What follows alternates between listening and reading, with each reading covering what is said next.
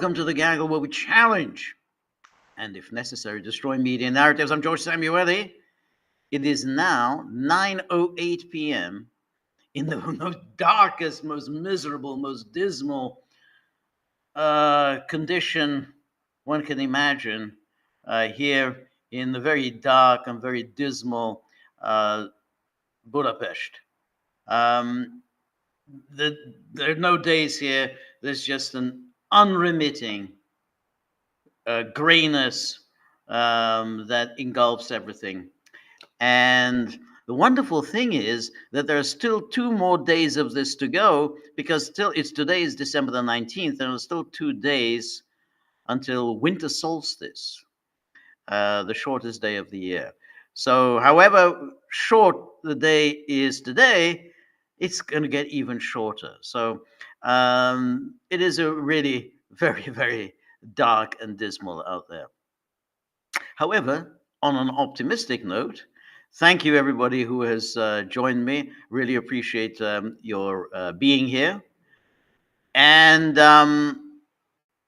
obviously the big event of the day, and we're going to get to it in a moment, was Vladimir Putin's annual news conference and answering the questions, not just of the news organizations, but of everyday Russians.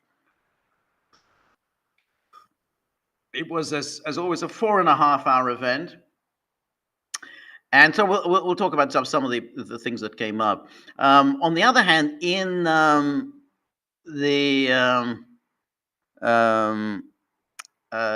the United States, we're on the brink of a government shutdown, because I think, I may be wrong about this, but I do think that Trump this time, that the Republicans will go ahead with the shutdown, because I think Trump will basically sanction a shutdown. Shutdowns are not really that terrible. The only reason why Republicans run away from government shutdowns is that they always get blamed for them. And because the media are what they are, and naturally they blame the Republicans for government shutdowns and for poor grannies who supposedly don't get their Social Security checks, even though they do get their Social Security check. But nonetheless, that's the story. That grannies are not getting their Social Security checks. So U.S. servicemen are not getting paid, and so on and so forth. None of that is actually true. But nonetheless, the Republicans were burnt in the shutdown, the 1995-96 shutdown by Newt Gingrich, and ever since then they've always been very wary of it, because they know that when it comes to the shutdown, the Democrats know that the Republicans are terrified of them. So that's why the Democrats are very good at taking things to the brink, because they know that the Republicans are going to blink, because they're going to get blamed for it. But even when you come back to the shutdowns that have taken place, there was the Gingrich shutdown, the 95-96. The Republicans didn't do badly in the 96 election. Obviously, Bill Clinton won. And of course, people said, oh, yeah, Bill Clinton won because of the shutdown. But Bill Clinton was always going to win in 1996 because Bob Dole was an absolutely lousy candidate. It was a completely bizarre of the Republicans to nominate Bob Dole because Americans were never going to vote for somebody like him. Kind of a very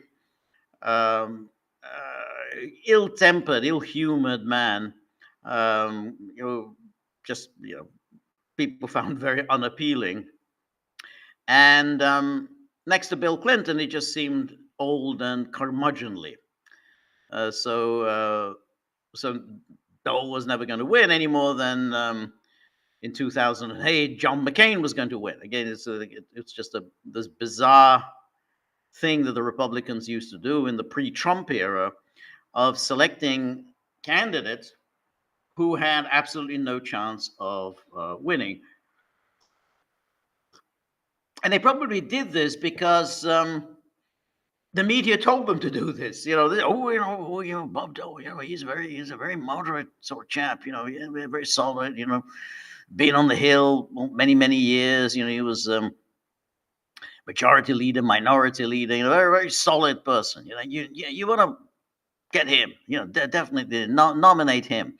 I mean, the challenger to Bob Dole in '96 was, of course, Pat Buchanan, who was actually an interesting candidate, but of course the Republicans were terrified of nominating Buchanan.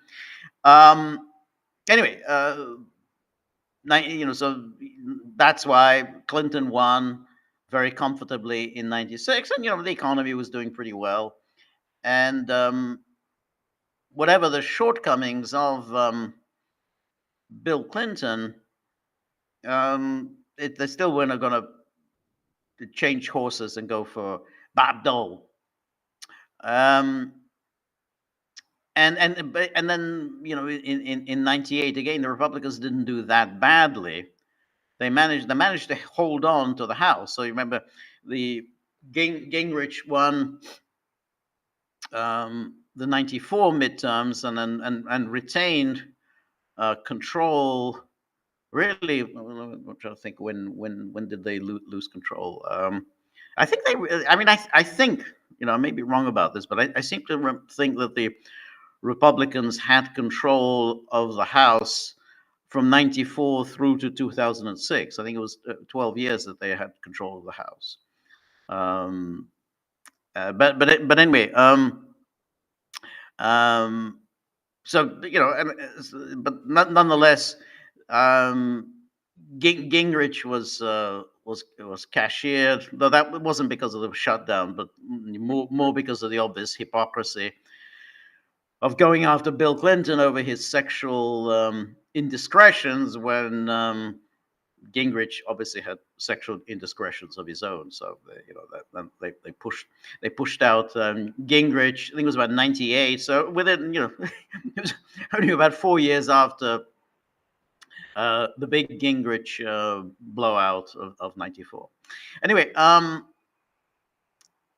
so that the shutdown didn't really hurt the Republicans, other than the media declared that this was the reason. This was the reason why Republicans failed to win in 1996. But then when you think about the shutdown that took place in 2013, again, Republicans didn't do badly. I mean, because they won in 2014. In 2014, they retained the House, which they'd taken in 2010. And then in 2014 they took the Senate as well. So again, there's no real record that the American people are so upset about government shutdowns. This is just one of these things that's always whipped up by the media that like, you can't have a government shutdown. I mean, this is the worst thing you can have. So I don't think it's that bad.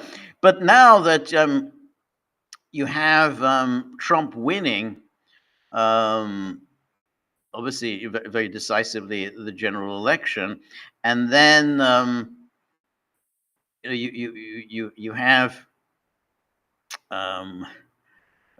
Mike Johnson, the House Speaker. The thing is, the Republicans have been promising that they're not going to do any more of these CRs, these continuing resolutions anymore. The idea that you have this stocking stuffer in which you just dump everything that you like at the end of the year.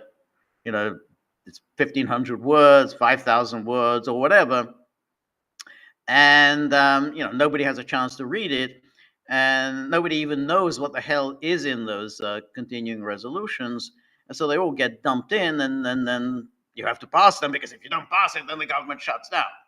So the Republicans have made clear that they were not going to do this anymore. They made that very clear when they took the House last time, and then Kevin McCarthy had to make this pledge that there would be no more of these continuing resolutions. There would only be separate appropriations. But now Johnson does the same thing again. He's again doing this whole thing of the continuing resolution. And again, all sorts of things are being dumped in there. It's 1,500 pages, and people are being given. This Johnson said you'd have 72 hours to read the CR, but it turned out, in fact, you only had 24 hours to read before the vote. So clearly, the Republicans were going back on their word, and if Harris or Biden had won the presidential election, and then you could say, okay, well, the Republicans are obviously intimidated, thoroughly humiliated, and they better get with the program and pass the CR. But given that it was Trump who prevailed in November, it's going to be hard to go for the CR. I just think there's no way that the Republicans will tolerate this. So I don't think it's going to happen. And then I think the government shuts down. But there's no, the whole idea that somehow we're going to be afraid of it. Afraid of what? Trump is now safe. Trump is, he's not running again. He's just won the election, so he's not going to suffer any consequences. And as I said, there's no evidence that anybody suffers consequences because the government shuts down. I mean, people don't particularly like the government, and so if it shuts down, well, it shuts down. You'd also have to say that Johnson has to have been really foolish to have believed that he could get away with this.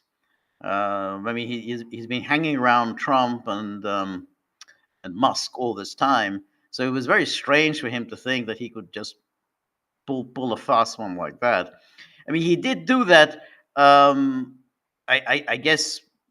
Well, he did it last time, and then he did, the whole the 100 billion appropriation for all the wars with Trump's help, and I guess he felt that he can pull a stunt like that again, but I don't think this one isn't going to happen.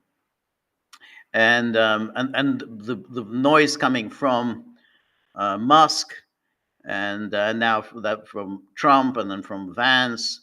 They're clearly going to settle for a government shutdown, and so that's I think that's done, and great. I mean, who cares? And then Johnson has a problem ahead of him because there's going to be the vote for Speaker. I think it's on January the 3rd. If he goes with this CR, there's no way that they're going to Republicans. He'll get enough votes from the Republicans. Now, the Democrats might support him. They might do that. They'll say, okay, we'll back you, but I wouldn't count on it. Why would they do that? So he has to kind of worry about his own position. Anyway, so that's the whole government shutdown. And of course, we also had the news from Georgia, where Fani Willis, the DA, who pushed for the prosecution of Donald Trump, and I think 17 other associates of Trump on RICO. It was a really bizarre case that she pushed. Obviously, she wasn't the one who really came up with the whole concept, or with the whole indictment. I mean, that was obviously done by much smarter people than her. But now the Court of Appeals in Georgia has said, there's an obvious conflict of interest namely that she had hired her boyfriend to do prosecutorial work for her, and then he was paid a ridiculous sum of money, and then he was using that money in order to go on all sorts of holidays with her. So she was obviously double dealing, and so there was, they said, hey, it's clearly a perception of conflict of interest, and so they said no, they're taking her off, and that means they take her entire office in the Fulton County DA's office. That they're not going to be able to pursue this case. That means somebody else has to step in, which means that whoever steps in will re-examine the whole case. And I would imagine, I mean, obviously, they're not going to pursue a case against Donald Trump because you can't really pursue legal cases against an incumbent president. But then there's a case of all the other people, or the Rudy Giuliani and others. But I would think that if anybody steps in and say, okay, well, I'm going to take another look at this case, they're going to say they're going to pare it down very substantially and make it a much more much smaller, much more narrowly focused case. They might even drop it altogether. The people who I think look the worst today are those foolish nitwits who pleaded guilty to the various charges. They should have held off and not have pleaded anything. It's always not a good idea to plead right away. This case was always up in the air. It was always questionable whether it could survive. And so those who pleaded guilty now look kind of foolish because they can, there's no way that they can withdraw their guilty plea. So that's that. Which is an interest. So that Trump now has 3 of the cases have been really withdrawn against him. So the 2 Jack Smith cases, the 2 federal cases, they've essentially been dropped, and then you've got the Georgia case that's very unlikely to go anywhere because I mean in theory they could revive it after 2028, but it's highly unlikely. So that's all that's left is the that stupid New York case with the porn star and the hush money, which wasn't a hush money, and the 34 felony counts, even though no one could quite figure out what was the felony, what crime did Trump actually commit, and but they kind of stuck with that, and then you have Judge Merchan has now essentially postponed indefinitely the sentencing. So that's that's unlikely to go anywhere either. The thing that which I'm not sure about, because Trump will obviously pardon a number of people who were involved for, say, January the 6th, because he said he is. He said he's going to pardon. I imagine he will pardon all of the defendants who were convicted of a non-violent offenses, even though he should pardon everybody, because even those who have been convicted of violent offenses have served terms way above anything that can reasonably be think of as appropriate. I mean, you see in the case of, say, the Black Lives Matter people who were engaged in violence, many of them just walked away, either not indicted, or walked away with taps on the wrist. So they already even those who've been convicted of violence for January the 6th have served terms far in excess of what the DC courts or any other courts really think it's appropriate. So it's perfectly reasonable for Trump to pardon pardon pretty much everybody. But I just feel that probably he will say, well, I'm not pardoning those who've been convicted of violence, but he'll pardon everyone else. However, what I'm not really sure of is that if this Georgia case does go forward against his co-defendants, like Rudy Giuliani and others, whether he can pardon them. Because I know they say, oh, the president can only pardon for federal crimes, but he can't pardon anyone for state crimes. But I find that very strange because we have the supremacy clause, and the United States is a union of states, and the president is the president of all 50 states. So since the federal government stands above the state government, it basically, if it's a conflict between the two, the federal government always prevails. So since he, as president, can pardon anyone for crimes against the federal government, it's very hard to understand why he can't pardon people for crimes against state governments, because they're still states of the union.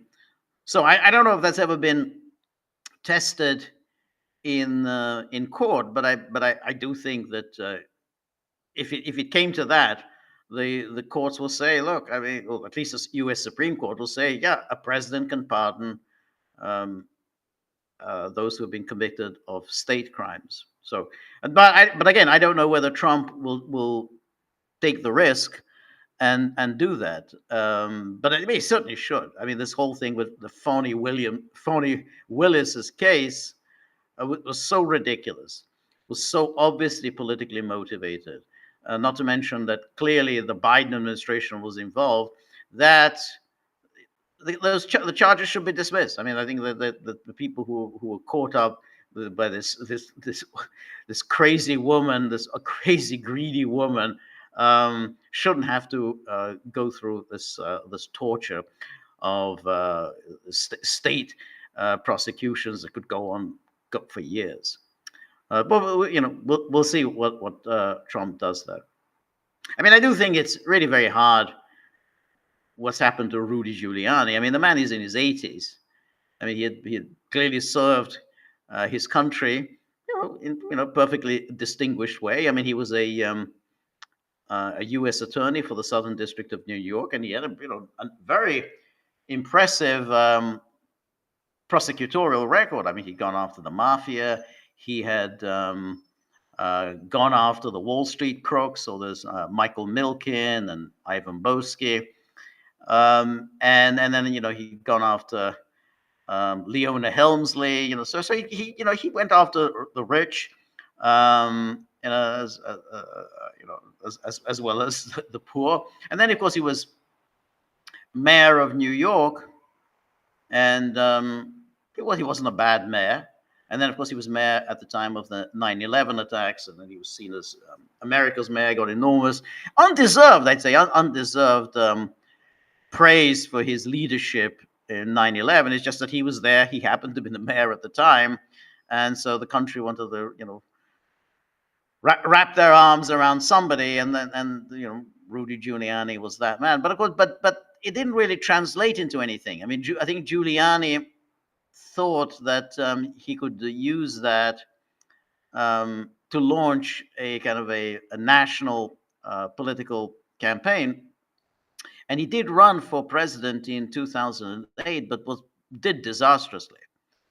And he skipped the early primaries, decided to focus on Florida because he thought the Jews in Florida were going to love him They didn't, so it was a fiasco. Again, he raised quite a lot of money, but the campaign went nowhere.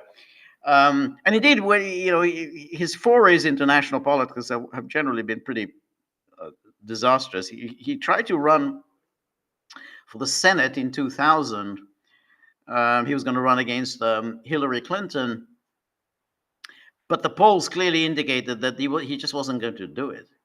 And again, it was kind of interesting because he had been the mayor of the city, and then was generally thought to be quite a successful mayor. He had been re-elected quite comfortably in, I think, 1997. So it didn't seem unlikely that he could he could run for the state, a senator for New York. But the polls showed that Hillary Clinton was just going to clean his clock. And then he dropped out, but said, "Oh, well, I have cancer. I've been diagnosed with cancer, so I have to drop out." I don't know whether he was or wasn't. No reason not to believe him, but it was a convenient excuse for dropping out of a race that he wasn't going to win. And it's an interesting issue. I mean, the mayors of New York City don't translate well when they try to run for New York State. As Mayor Ed Koch, for people who remember that days, I think Robert is here. Robert, we probably remember Ed Koch, who was quite popular in the city, decided that he was going to run for governor of New York, and he was absolutely trounced by Cuomo. Anyway, so that's all by the by. So the other thing, as I said, was that the way Putin gave this this very lengthy news conference, and people always say, and I agree with that to a certain extent. That, well, he goes, he does this for 4.5 hours, and that requires a certain stamina, and that's true. But even though he's asked, sometimes quite challenging questions, particularly from Western reporters, and this happened again this time. There was some, the guy from the BBC, and there was a guy from NBC who asked him some challenging questions. He nonetheless controls the format. So, however aggressive the question was in tone, he nonetheless controls the format. It's not like he gets into some kind of a banter with Jim Acosta, where Jim Acosta goes back and starts interrupting him or anything like that. I mean, that doesn't happen. So, he politely responds to, hostile questions.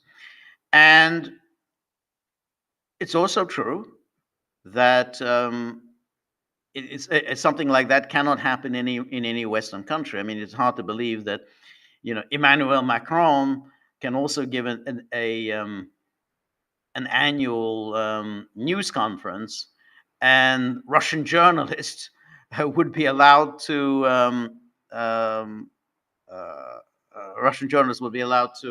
ask any questions. The Russian journalists wouldn't even be allowed to attend, let alone ask questions of Macron and about his policies or whatever. That wouldn't happen. Again, it wouldn't happen in the United States, where you'd have any kind of a reporter from RT could attend a news conference and ask a question. So that is clearly something that is very commendable on Russia's part, that they not only have foreign correspondents there, but they allow the foreign correspondents to ask quite hostile questions. So that was interesting. Now, in terms of the content, he said much of what you would expect him to say. He said naturally that the special military operation going forward very well. We're making huge advances, huge progress, which is, I think, probably true. I think they are taking they're capturing quite a lot of land. So I just noticed I have to address this, because our friend Stone River because it's apropos what I was saying about whether a president can pardon um, anyone who has been convicted of a state crime. So Stone River says, Article 2, Section 2 of the U.S. Constitution, the president shall have power to grant reprieves and pardons for offenses against the United States. So it would seem everything would hinge on what an offense against the United States is held to be. I think that's right, and I would think that anything that involved, which is what the state of Georgia charged Trump's associates, that they charged them with trying to overturn an election. Roughly, that's that they were trying to create. It was basically fraud against the United States. Then that would count as an offense against the United States. So I would have thought that it would absolutely behoove a U.S. president to grant pardons. Now, I'm sure that would be challenged, and I'm sure that would end up in the U.S. Supreme Court. But I would think that the nature of these charges involve crimes against the United States. They were almost identical, word for word, almost identical to the crimes against the United States that Jack Smith had charged Trump. It's just that they did it, they focused on the state of Georgia, but they're exactly the same. I mean, there's really no difference between what Georgia was charging Trump and Trump's allies from what Jack Smith was. And so if Jack Smith basically dropped the case, and then I think it's reasonable to say that this case also should not go forward. But anyway, to return to Putin, in terms his content, again, he said we're making a lot of progress in Ukraine. Again, still raises the question, how does the progress you're making? You're taking more and more territory in the Donbass, and maybe in Zaporozhye also. You're taking more and more territory. How does that further your war aims on February 24th, 2022, as you spelled them out? So, yes, you can capture territory, but you don't really. Stone River says, yeah, it doesn't say federal crimes. No, it doesn't say federal crimes. That's exactly right. I mean, that's why, as you're absolutely right, it says offenses against the United States. So it doesn't say, well, you can only pardon for federal crimes. I think, this is the kind of thing that's deemed to be conventional wisdom. Oh, well, a president can only pardon federal crimes. He can't pardon state crimes. I don't think that's true. I mean, I think that's just as what you said about the Constitution, and particularly in this case, but particularly the charges that have been brought against these people, which are offenses against the United States. He's saying basically that they were trying to overturn a federal election. I mean, they weren't trying to overturn the state election; they were trying to overturn a federal election, the 2020 election. So it's obviously it would be charged with offenses against the United States. I mean, however ridiculous the charges are, nonetheless, it was an attempt to overturn a federal election. Anyway, the thing about the Putin sort of we're making progress, he says, very substantially, and I think they are taking more and more territory, particularly in the last 2 or 3 months. However, it's obviously coming at a very high cost. I mean, Russia is sustaining very substantial casualties. I mean, and you have to believe that they're trying to accelerate their progress in anticipation of Trump. I mean, Trump is going to hold some kind of peace talks or whatever, peace conference, or he's got a peace plan or whatever. But Trump is going to trying to do something, and therefore Russia will want to have as much land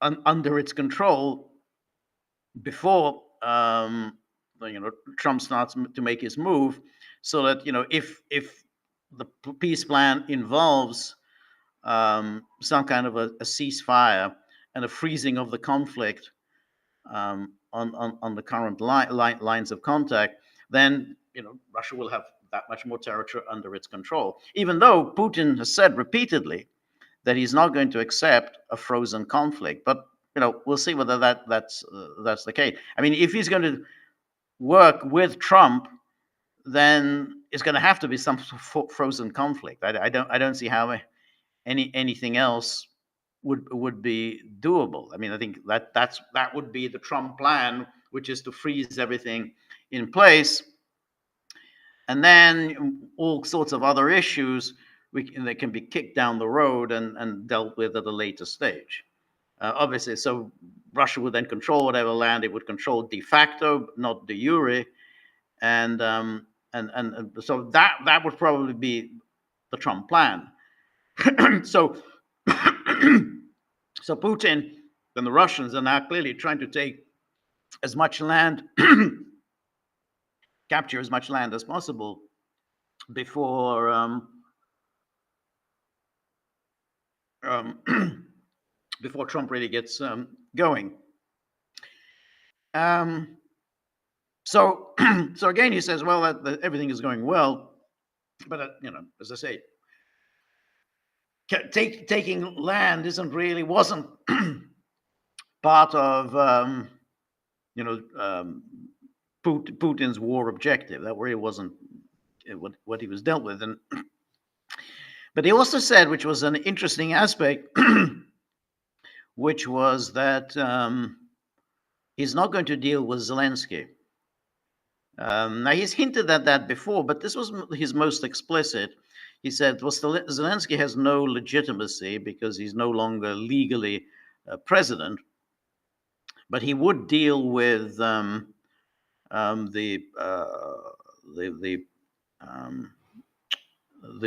Ukrainian Rada. In other words, he would deal with the parliament, the leadership of the parliament. He wouldn't deal with Zelensky.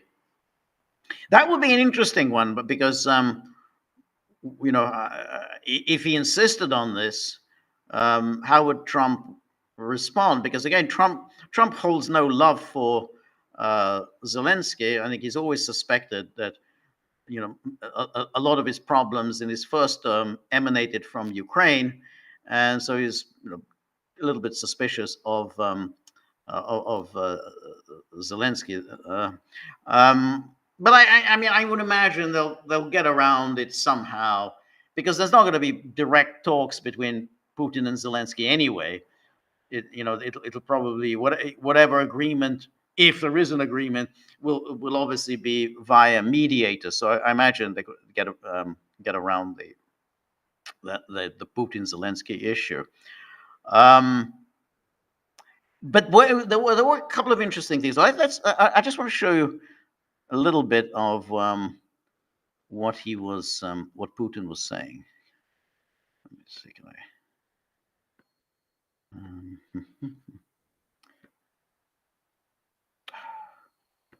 See if I can do this. All right, let me refresh this. See if this works.